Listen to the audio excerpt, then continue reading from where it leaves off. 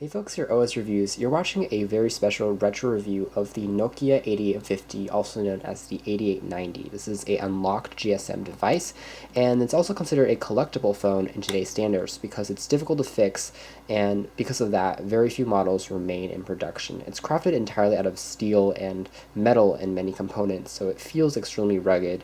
And I like this particular phone because it's beautiful, the craftsmanship is top-notch, and also I think it's an archetype or a representative of an era of Nokia devices, with Snake as the legendary game that's built in, and you don't have too many features here, but at the same time every function is implemented really well. So it's kind of a blast from the past, and I think this phone kind of represents that past, just because it's so well crafted and functions so well. So taking a look at some interesting things about this device, again, it has a SIM card slot on the very back. It can hold up to 50 calendar notes and store up to 250 names in the calendar or in the contacts, and it uses a T9 style keyboard that you can see that slides upwards, and there's a sensor on board that we'll discuss in a moment. There is a infrared beaming on the side, which allows you to sync information between two Nokia devices, but the feature is quite limited, and again, you basically hold two phones next to each other, and you can share some basic information and data like contacts and so on and so forth, or games. It weighs 91 grams, which is pretty heavy for a small phone of this caliber, with dimensions of 100 by 44 by 17 millimeters. You have a monochrome display up front, but it has a white blue backlight that's kind of blue tinged, which is very beautiful to look at, as opposed to a green backlight. And otherwise, there are a few games on board. There's Memory, Snake Logic, and Rotation. All of them are pretty classic games that are included on Nokia devices, and we'll see that in a moment. So taking a look at the phone first, we actually have a dock that comes included or bundled with it. There's two ways to charge this phone. You can use the charging port, or you can put it onto the dock and then have it charge, or of course you can get an external battery charger. So taking that off to the side, again, taking a look at the phone, we see it's pretty compact, relatively small. There's a earpiece on the front, the display down below here, and also you have access to two controls for up and down for navigation. There's no four-way toggle here. There's two soft keys for end and talk and for various functions on the device's OS, and there's also two talk and end keys. Sliding down the device's kind of keypad here is actually very easy to use. It's spring assisted in a way. You can hear a tactile cling, and afterwards you reveal the T9 style keyboard for texting, dialing, and using. The keyboard itself is actually risen above the surface, and all the keys are quite easy to press, although you can see the spacing is pretty limited, and so it's not going to be the most convenient keyboard for those with small hands, but at least it is something that's relatively easy to press and tactile to press. On the left-hand edge, you have access to the aforementioned infrared port, a volume rocker that's very tactile. On the very top, there is a extendable antenna, although you don't need to extend it if you don't want to, and also a power on and off switch and a lanyard cord. On the right-hand edge, there's access to a key that you need to press in order to slide the back cover off, and also on the back here you have access to the charging pins. Of course, there's no camera on this model, just the Nokia logo on the very back. So again, you can see how all the components here, this is made out of metal, this is metal, this is metal, so everything that comes into contact with your hand feels extremely solid, and the construction quality again is top-notch. So if we press that key there, we can actually slide off the back cover, the metal back cover there, to reveal the battery and also the SIM card underneath. And the entire thing is actually decorated in chrome, so again, a huge amount of detailing from the manufacturer, and again, it's very difficult to fix just because everything is sealed and contained. So it's almost like in today's phones we have some non-removable batteries. You can fix it, but it again takes some patience, and it's going to void some warranties. But again, a very beautiful construction quality from the manufacturer. We don't really see this level of precision in today's phones anymore, unfortunately, but again, a very interesting mechanical device in terms of construction.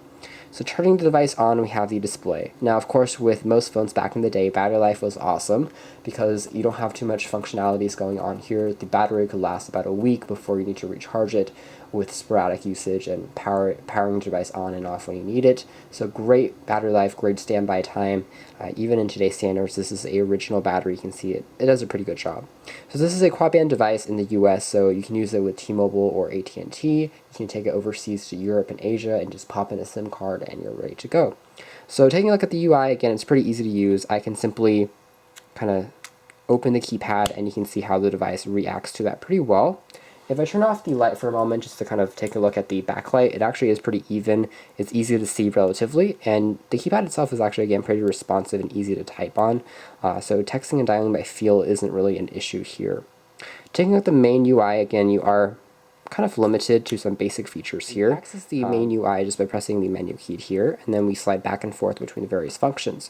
So we have text messaging here. Again, it's not a QWERTY keyboard, so kind of limited. You have call register. You do have a voicemail on board, so you can check your missed calls or anything, your missed messages and anything like that. Again, the display itself, it's monochrome, but actually works fairly well, even in brighter environments. It's almost like e-ink, where you can see it really well in darker environments, and you also have the ability to see it pretty well in darker environments because of this kind of crystal blue backlight, which is, again, I think it's much more beautiful than the green backlight, which was found on a lot of phones back in the day. You also had settings for infrared, for the volume, and anything like that. You can, again, change the volume pretty easily just by changing the toggle there. It's pretty responsive. Other features include call divert and, of course, games, which we'll check out for sure, calendar calculator, calendar, and also infrared, messages, and then we're kind of repeating ourselves. So we can check out the games first. We can take a look at memory, which is kind of a memory game. There's logic, there's Snake, which is the famous game. I can play between players, check out my top score. So I'm actually going to need this to actually play it. Of course, we use the 2, 4, 8, and 6 keys in order to navigate our snake. And the objective of the game is, of course, to kind of collect as many of these cubes as possible so that your snake grows longer and longer and the game kind of becomes more challenging as you go along.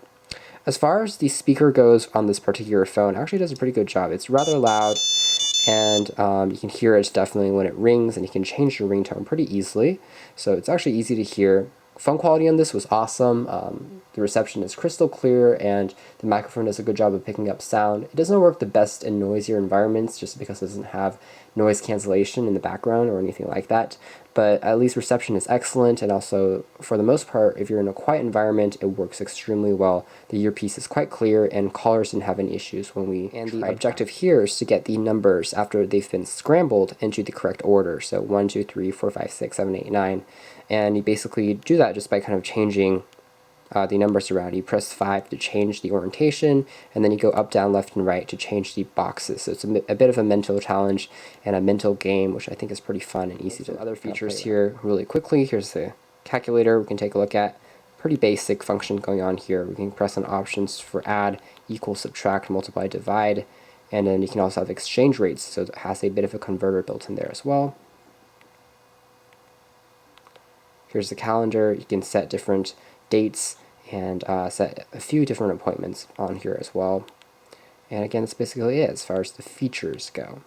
So again, taking a look back at the Nokia 8850, also known as the 8890, it seems like an ancient device by today's standards, but even at the time, it wasn't really meant as a multimedia device or anything too fancy, but it was really to showcase in the hardware and the design of the manufacturer in order for, showing that that Nokia could create something that's really beautiful and elegant, that it's extremely functional as a phone and basically just as a phone. You have all the elements like a volume rocker that we always like to see on a device of this caliber instead of having to dig through the menu to change the volume, which was kind of common on the phones back then. And we also have this really beautiful design, this backlight, and premium material choice that went together into something that was an excellent phone and an excellent cellular device.